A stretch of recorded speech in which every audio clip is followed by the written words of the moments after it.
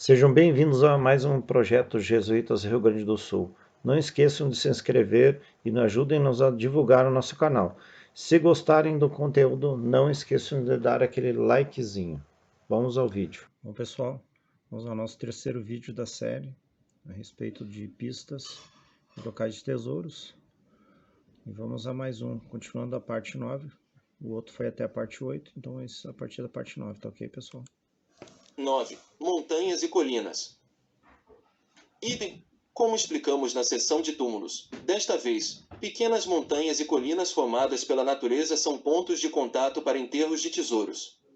No caso de encontrar esta figura com uma narrativa ou mapa das regiões, o morro e os marcos envolventes como fontes, nascentes, pontes, moinhos e encruzilhadas devem ser submetidos a um exame saudável sem descurar.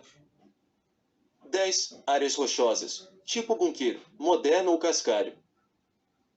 As áreas rochosas são áreas de armazenamento ideais para enterros de tesouros que vivem nessas áreas. Demos acima informações sobre as pedras horizontais no solo em áreas rochosas com passado histórico. Há também sepultamentos deixados em superfícies rochosas verticais, bochechas, e suas marcações. Os sepultamentos mais conhecidos dos lugares rochosos são os altares, a frente e o fundo das pedras do assento. Além disso, algumas figuras de animais são esculpidas nas rochas, e há pequenas moedas do Evangelho ou mapas do grande dinheiro na região próxima. Os mais conhecidos desses motivos animais são animais como dragão, tartaruga, elefante, polvo. Além disso, na maioria dos assentamentos antigos, nossos olhos podem ver uma grande parte da vida antiga.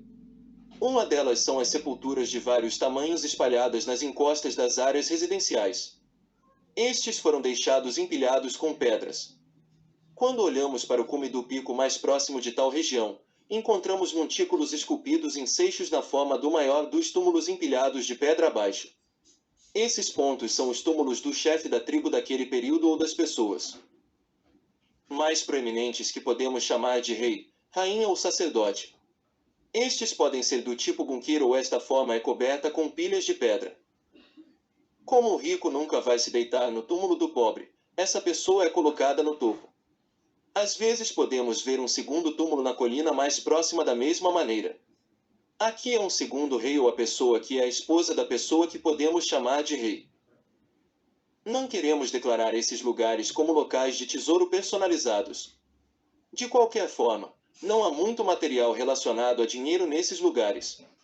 Há mais materiais como ideus, cerâmica e itens pessoais.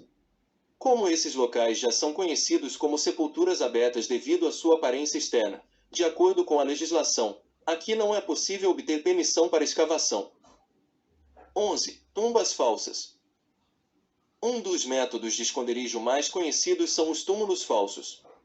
Já que explicamos o suficiente na seção dos túmulos, vamos apenas chamar a atenção para este ponto e cortá-lo. Como as comunidades de bandidos e armênios conheciam a fraqueza dos muçulmanos por cemitérios e tumbas, eles guardavam seu dinheiro e objetos de valor nesses lugares para ir buscá-los mais tarde, e os moldavam de uma maneira diferente. Como nosso povo tem muita cultura paterna, faz muito uso dela, e chama o túmulo com nomes como pai e avô. Deve-se ter cuidado em tais sepulturas. Por engano, o túmulo de uma pessoa muçulmana pode perecer e ser destruído.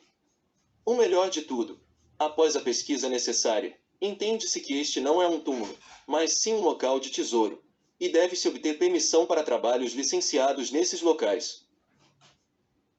As sepulturas de terra forjada são geralmente longas e sem quibla. Os longos sarcófagos construídos nos túmulos foram construídos lá por muito tempo em referência à grandeza da pessoa falecida. Estes não devem ser confundidos com as longas sepulturas no campo ou nos cemitérios. Para dar um exemplo, o sarcófago de Seyyid Batal Ghazi, situado no distrito Seyt Ghazi de Esquizeir, tem aproximadamente 7 metros. 12. Cavernas. As cavernas também são um dos lugares mais populares para os caçadores de dinheiro. Ainda não sabemos o que significam as cavernas, famosas e procuradas com nomes como Soat Cave, Gazo Cave e Kemeli Cave, em condições normais. Mas os caçadores de peixes de algumas águas turvas, que são especialistas demais, tornam essas cavernas sagradas e as colocam nos sonhos da nação. É claro que as cavernas são usadas pelas pessoas desde os primeiros tempos, e elas as usaram como suas casas, celeiros e até túmulos. Mas eles nunca usaram como um cemitério de tesouros. Então, queremos dizer isso. Não dizemos que não há dinheiro em cavernas, mas não podemos dizer que cavernas chamadas cavernas de gás e cavernas de fuligem são lugares de tesouros especiais. É definitivamente útil saber isso. O caçador de tesouros inteligente não deve perder tempo e dinheiro com essas coisas fabricadas. As cavernas, que são compostas por magníficas galerias pintadas com muito cuidado pelas pessoas dos períodos sombrios da história, não eram realmente os espaços de vida das pessoas desse período. Por que não foram encontrados restos ou itens de uso diário que indiquem que as pessoas viviam aqui? Não se tratava de cavernas pictóricas, embora em alguns casos tivessem usado como abrigos por um período de tempo bocas rochosas abrigadas. As cavernas pictóricas eram santuários sagrados onde os rituais eram realizados em certos eventos importantes ou em determinados dias do ano. Esses lugares sagrados estavam apenas sob a supervisão de sacerdotes, e a comunidade vinha aqui para participar de ritos e rituais. É interessante que essas cavernas, que foram palco de rituais e rituais por milhares de anos, foram mantidas extremamente limpas e nenhum vestígio residual foi encontrado nessas áreas sagradas. 13. Casas. Para enterros pessoais, estes são os locais que devem ser enfatizados. É claro que as pessoas manterão suas joias pessoais, dinheiro e objetos de valor nos locais mais próximos, controláveis e visíveis. Este é o comportamento mais natural. Com isso, uma situação importante para quem faz o enterro é conseguir uma posição que não atrai a atenção de ninguém. Ao pesquisar em qualquer ambiente doméstico, é importante começar a trabalhar com esses pontos em mente. Aqui, novamente, teremos que fazer a pergunta que muitas vezes nos fazemos na caça ao tesouro: onde eu enterraria neste ambiente? Muitas vezes não será possível responder a esta pergunta de forma completa e clara porque os pensamentos e opiniões das pessoas nem sempre coincidem. O que uma pessoa considera importante pode ser subestimado por outra. Os principais fatores que determinam a atitude e a preferência da pessoa que faz o enterro neste momento são sua cultura geral, mentalidade e a amplitude de seu campo de visão.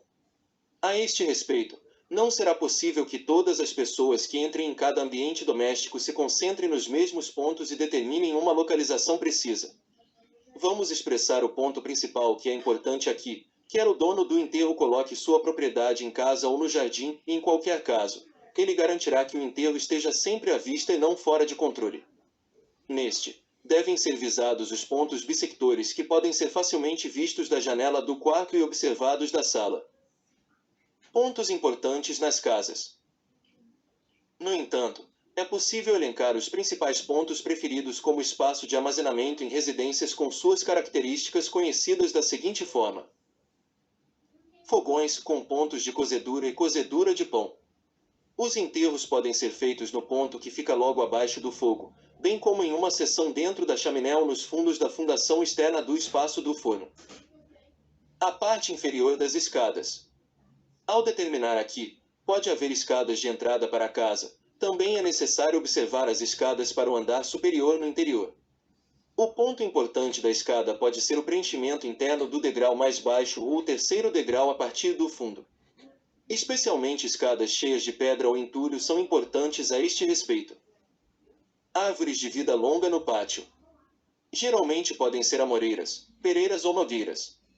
De tempos em tempos, árvores como pinheiro, zimbro e pera, conhecidas por sua longevidade, são preferidas sob ou perto delas a uma certa distância, mas essas árvores não são vistas com muita frequência nos pátios da cultura de jardinagem turca.